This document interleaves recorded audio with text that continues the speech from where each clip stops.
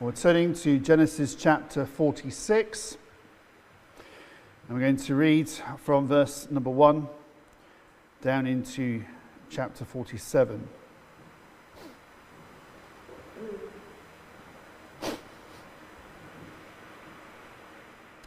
And Israel took his journey with all that he had and came to Beersheba and offered sacrifices unto the God of his father Isaac. And God spake unto Israel in the visions of the night and said, Jacob, Jacob. And he said, Here am I. And he said, I am God, the God of thy father. Fear not to go down into Egypt, for I will there make of thee a great nation. I will go down with thee into Egypt, and I will go also surely bring thee up again, and Joseph shall put his hand upon thine eyes. And Jacob rose up from Beersheba, and the sons of Israel carried Jacob their father, and their little ones, and their wives, in the wagons which Pharaoh had sent to carry him. And they took their cattle and their goods, which they had gotten in the land of Canaan, and came into Egypt, Jacob and all his seed with him. His sons and his sons' sons with him, his daughters and his sons' daughters with him, and all his seed brought he with him into Egypt. These are the names of the children of Israel which came into Egypt: Jacob and his sons, Reuben, Jacob's firstborn. And the sons of Reuben, Hanok and Phalu and Hezron and Carmi. And the sons of Simeon, Jemuel and Jamin and Ohad and Jachin and Zohar and Shaul, the son of a Canaanitish woman. And the sons of Levi, Gershon, Kohath and Merari. And the sons of Judah, and Onan and Shelah and Pharez and Zerah. But and Onan died in the land of Canaan, and the sons of Pharez were Hezron and Hamul. And the sons of Issachar, Tola and Phuva and Job and Shimron. And the sons of Zebulun, Sered and Elon and Jaeliel. These be the sons of Leah, which she bare unto Jacob in Paddan Aram, with his daughter Dinah. All the souls of his sons and daughters were 33. And the sons of Gad, Ziphion and Haggi, Shuni and Esbon, Eri and Arodi and Arali. And the sons of Asher, Jimnah and Ishua and Isui and Beriah and Serah their sister. And the sons of Beriah, Heber and Malchiel. These are the sons of Zilpah, whom Laban gave to Leah his daughter, and these she bare unto Jacob, even 16 souls. The sons of Rachel, Jacob's wife, Joseph and Benjamin. And unto Joseph in the land of Egypt were born Manasseh and Ephraim, which Asenath, the daughter of Potipharah, priest of On, bare unto him. And the sons of Benjamin were Bela and Becher, Ashbel, Gera and Naaman, Ehi and Rosh, Muppim and Huppim and Ard. These are all the sons of Rachel which were born to Jacob. All the sons were 14. And the sons of Dan, Hushim. And the sons of Naphtali, Jaziel and Guni and Jezer and Shillem. These are the sons of Bilhah, which Laban gave unto Rachel his daughter, and she bare these unto Jacob. All the souls were 7. All the souls that came with Jacob into Egypt, which came out of his loins, besides Jacob's sons' wives, all the souls were 66. And the sons of Joseph, which were born him in Egypt, were 2 souls. All the souls of the house of Jacob, which came into Egypt, were 70. He sent Judah before him unto Joseph to direct his face unto Goshen, and they came into the land of Goshen. And Joseph made ready his chariot and went up to meet Israel, his father, to Goshen, and presented himself unto him. And he fell on his neck and wept on his neck a good while. And Israel said unto Joseph, Now let me die, since I have seen thy face, because thou art yet alive. And Joseph said unto his brethren and unto his father's house, I will go up and show Pharaoh, and say unto him, My brethren and my father's house, which were in the land of Canaan, are come unto me. And the men are shepherds, for their trade hath been to feed cattle, and they have brought their flocks and their herds and all that they have. And it shall come to pass, when Pharaoh shall call you and shall say, What is your occupation? Then ye shall say, Thy servant's trade hath been about cattle, from our youth, even until now, both we and also our fathers, that ye may dwell in the land of Goshen, for every shepherd is an abomination unto the Egyptians. Then Joseph came and told Pharaoh and said, My father and my brethren and the flocks and the herds and all that they have are come out of the land of Canaan, and behold, they are in the land of Goshen. And he took some of his brethren, even 5 men, and presented them unto Pharaoh. And Pharaoh said unto his brethren, What is your occupation? And they said unto Pharaoh, Thy servants are shepherds, both we and also our fathers. They said moreover unto Pharaoh, For to sojourn in the land are we come, for thy servants have no pasture for their flocks, for the famine is sore in the land of Canaan. Now therefore we pray thee, let thy servants dwell in the land of Goshen. And Pharaoh spake unto Joseph, saying, Thy father and thy brethren are come unto thee, the land of Egypt is before thee. In the best of the land make thy father and brethren to dwell. In the land of Goshen let them dwell. And if thou knowest any man of activity among them, then make them rulers over my cattle. And Joseph brought in Jacob his father and set him before Pharaoh, and Jacob blessed Pharaoh. Well, as we come to think about this chapter, when we came to chapter 45, it would seem that the pinnacle of the book has come to an end, and perhaps now the story of Joseph reaches its conclusion. This unknown governor in Egypt has declared himself to be Joseph, and the brothers have taken this staggering news back to Jacob that the long-lost son is in fact alive. But in fact, there's going to be 5 further chapters remaining that deal with the restoration of the family of Jacob.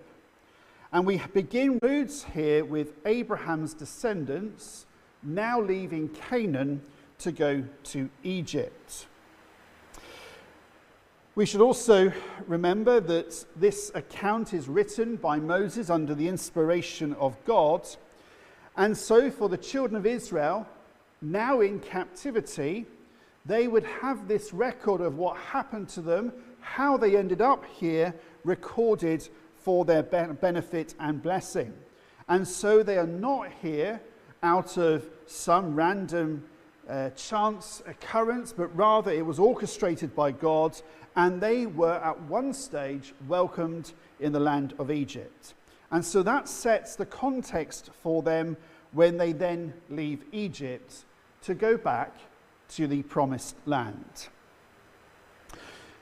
As we turn to chapter 46, we find that Jacob has responded to Joseph's invitation to come down to Egypt, and the news that Joseph is alive has revived Jacob's heart.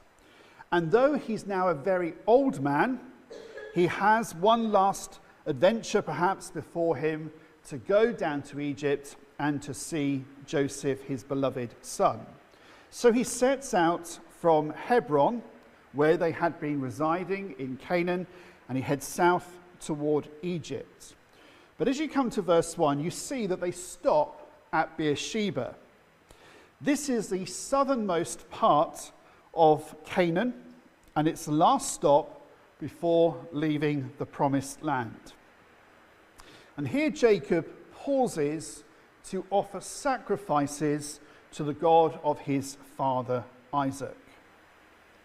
It's quite a significant moment for Jacob. He's about to leave the land which God had promised to his father Abraham, reaffirmed it to Isaac his father, and he is now about to leave it to head down into Egypt. So there is a sense of trepidation perhaps. And so he marks it, he notes it with this act of worship, offering a sacrifice on the altar that Isaac had built. He may also have had hesitation in the fact that he's an old man, probably about 130 years, lived in Canaan, navigated his family through temptations. There are lots of occasions when his family have succumbed, and that was living in Canaan. Now he's moving to a particularly godless area, and so it would seem to be a more difficult job for him to keep his family under control.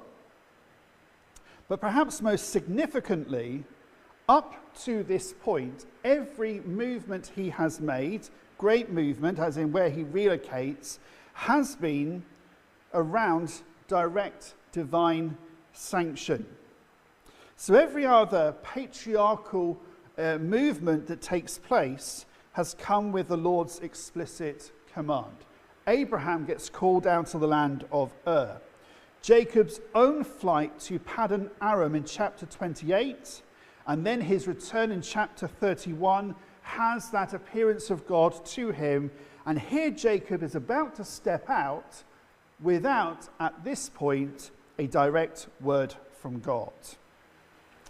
But it's at Beersheba, where his father Isaac had established an altar, that he hears from God, and the Lord intervenes with quite remarkable grace.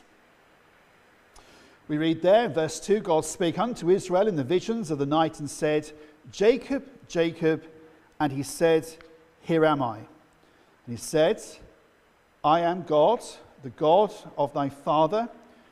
Fear not to go down into Egypt, for I will there make of thee a great nation. God calls him by name, Jacob. And Jacob answers as his fathers before him. And as when God speaks, the servants of God respond with, Here am I. And so the Lord is going to reaffirm us. And even in the most difficult of times, God has been at work. And everything has gone according to his plan. Joseph shall put his hand upon thine eyes. This was apparently an ancient gesture of a beloved son closing the eyes of a dying father. And so for Jacob, who has spent 22 years believing that Joseph was dead, who wept, he couldn't be comforted, convinced he would go to the grave without seeing his son again, the promise must have been almost overwhelming that not only will he see Joseph, but he's going to die in the arms of his son. When we think about all of this, it reminds us that God is with his people. And this has come forgotten, falsely accused, and abandoned. We read how God was with him and God blessed what he did. So although the circumstances have been very dark, God has been there with his people. The writer to the Hebrews in chapter 13, verses 5 and 6 writes this, Let your conversation be without covetousness, and be content with such things as ye have, for he hath said, I will never leave thee nor forsake thee, so that we may boldly say, The Lord is my helper, and I will not fear what man shall do unto me. Jacob and his family have proved this. Joseph in particular has proved this. The Lord has been with him, irrespective of what has been thrown at him. His brother's betrayal, his master's wife's false accusation, the promise that had been broken by the butler, all of these things counted against him, but yet he still stood firm, irrespective of what these men did to him. And the promise of God to be with his people remains the same for us. We have the same promise that he will be with us in the green pastures and the still waters, and also in the valley of the shadow of death. And so irrespective of the circumstance, the promised presence of God with his people holds firm. We also note here that God promises to bring Israel, or Jacob, back into Canaan from Egypt. Now, this can't mean that Jacob has confidence that he's not going to die, but rather come down to Egypt, see his son Joseph, and then make the journey back to Canaan. He's an old man, and he would die during his time in Egypt.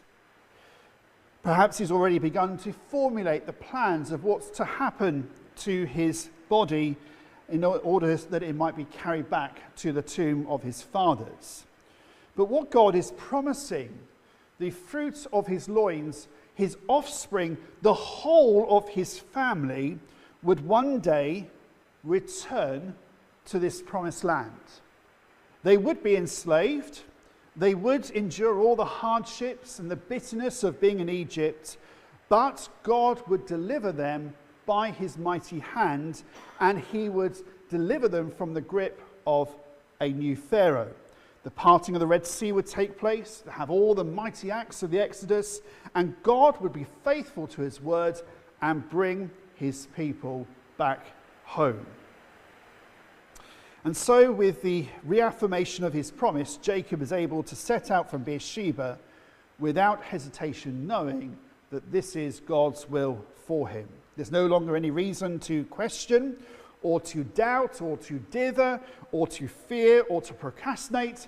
Now is the time for action and for him to leave and head down to Egypt.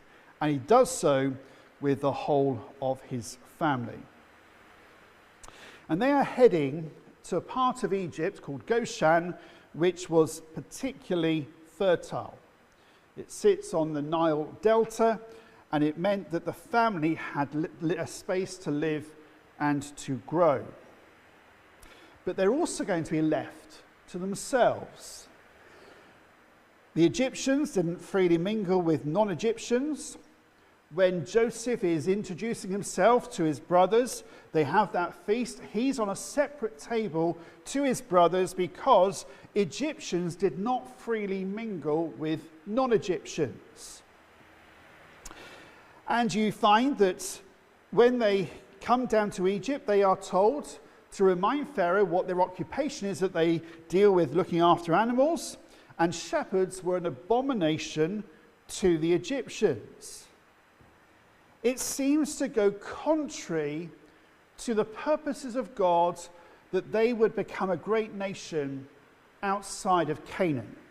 But here they are in this fertile region, kept away from all of the influences of Egypt and Pharaoh, and there they could flourish as the people of God.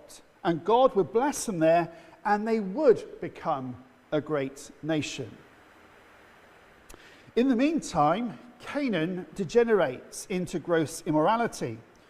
And you could imagine what might have happened had they remained there, surrounded by the Canaanites, and what would have become of them. When you look at the judgments that come upon the Canaanites in the book of Joshua, they are severe in their nature because of the sin and the evil to which that culture had descended into. So in a sense, God is delivering his people, the family of Jacob, out of Canaan, to then bring them eventually back after 400 years or so. We then have a list of names, and there's quite a few names, and the whole family of Jacob is counted and recorded as they prepare to enter Egypt. It's not the only genealogical record that we have in the book of Genesis. Chapter 4 lists the names of the family of Cain. Chapter 5 gives the 10 generations of the family line from Adam to Noah.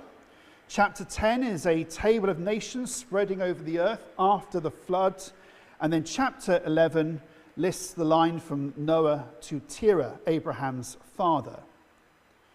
And we have this list here, and it sets as a record those who ended up in Egypt. Now, reading these lists, whether in public or in private in your own devotions, it can be difficult. The names are difficult to pronounce, it's hard to follow, and it's also difficult to see quite what benefit or what blessing or what instruction these names may have for us. Because some of the names, we know nothing other than literally the record that they existed. And so although the biblical record may be silent on the fullness of the lives of these characters, yet every detail is known by the Creator who made them. And so as you look at every single one of those names, they are an individual soul known unto God. They've lived a life, and they will be eventually judged for that life. But we see how God's purposes are at work. Even when we don't see it or understand it, God is nevertheless at work. We find also this list doesn't just gloss over some of the difficult things that have happened. If you note verse 12, and Onan, they die because of their sin, and so they don't end up entering into the land of Egypt. And you also find the mention of Shaul, the son of a Canaanitish woman. A pointed reminder in the way in which the sons of Jacob failed to, or actually married outside of the people of God. 70 people in total head into Egypt, and each one of them is named. And when we think about that, we also have to think further ahead to that great day of God, when there will be another list read out, the roll call of heaven, and every name written there will be placed there only because of the grace and mercy of God. So as chapter 46 draws to a conclusion, we come to the remarkable reunion of Jacob and Joseph. A reunion that would have seemed impossible at the end of chapter 37. Before they meet, Judah is dispatched ahead to Joseph to prepare the way, and the family makes their journey to Goshen.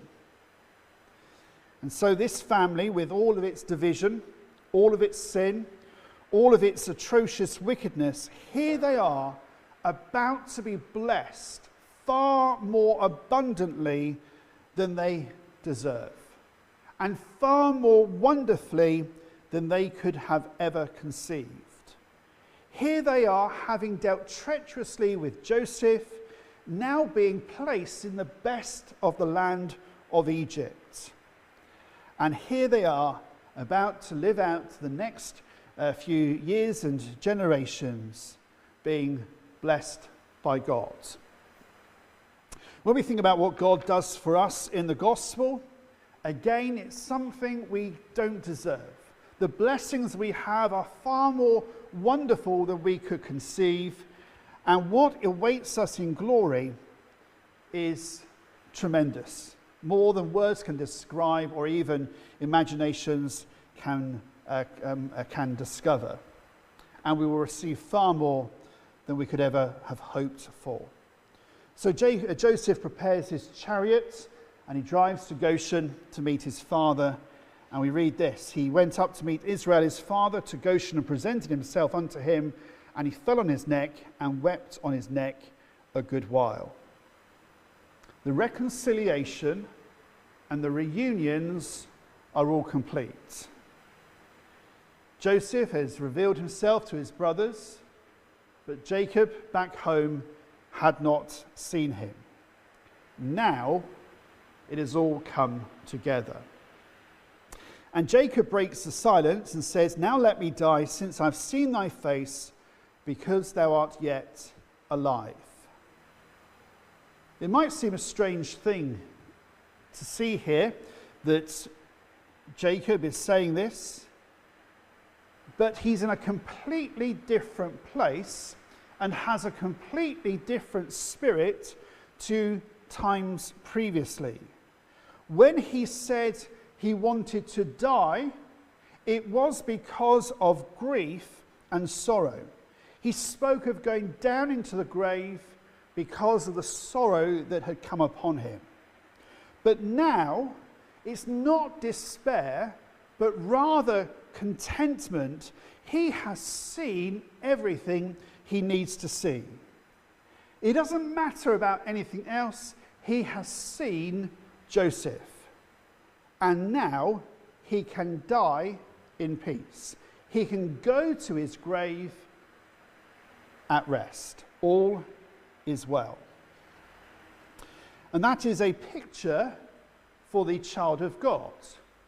The world ought to have a terror of the grave, because it is the moment in which they come to the end of their life and they must stand before God as judge. But for the child of God, we can go to our graves in peace, knowing that all is well, and that we will awake and be in the presence of God.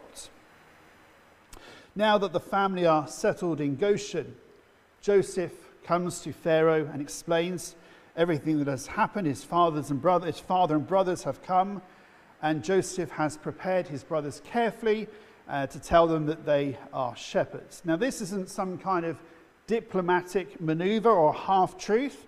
It was entirely accurate. This is the occupation that they were involved with when Joseph was sold into slavery.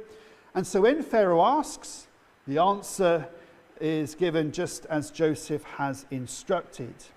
And so they are placed in Goshen on the eastern border of Egypt, and there they would dwell for generations to come. So we have a remarkable ending to this part of the story. The whole family are back together again, and Jacob, who has been told that his son was dead, has now seen him with his own eyes.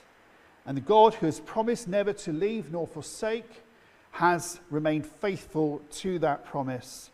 And although providences have seemed dark and difficult, the promises of God have not failed. And here they are in Goshen, being looked after, nourished, provided for, and importantly, together.